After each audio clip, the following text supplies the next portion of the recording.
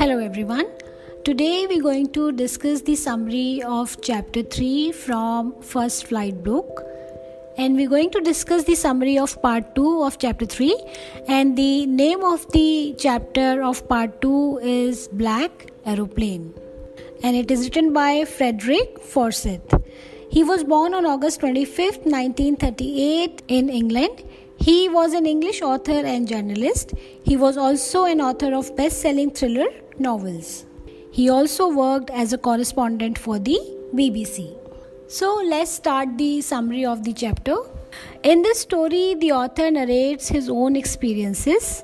Once the narrator was on his way to England. He was in his old Dakota plane to England. So let's see what happened. The narrator was flying his old Dakota aeroplane over France back to England to spend holiday with family. He called Paris control room to ask for further direction, and then he was asked to turn 12 degrees west. He thought that he would be in time for breakfast with his family, but he saw a huge dark storm clouds ahead. The narrator got caught up in a dilemma of whether to fly around or over the clouds or to return to Paris. He did not have enough fuel to fly over them and really wanted to get back home. Finally, he decided to take the risk and flew his old Dakota straight into the storm. Inside the clouds, everything got black and the compass and all other instruments stopped working. He tried to contact the Paris control room again, but nothing happened. He was lost in the storm and got trapped into a hopeless situation. Suddenly, the narrator saw a black aeroplane out of nowhere, and its pilot waved his hand, gesturing towards the narrator to follow him.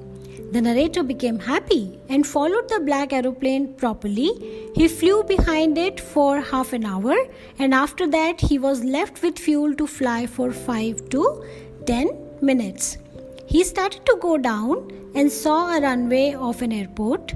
He turned to look for the black aeroplane but did not find anything. He safely landed his Dakota aeroplane and ran towards the control tower and asked a woman there about the black aeroplane, as he wanted to say thank you to the pilot of the black aeroplane, but the woman at the control center told him that there was no other plane on the radar except his.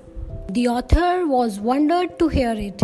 He wondered who had helped him to arrive there. He was without a compass or a radio. He did not have enough fuel also in his tanks.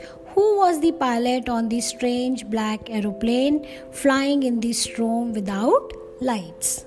So this was the story about the pilot who was completely helpless and there was no ray of hope. But suddenly some divine power showed him the path. So this was the summary of the chapter, and I hope when you look at the questions of this chapter, it will be easy for you to answer them all.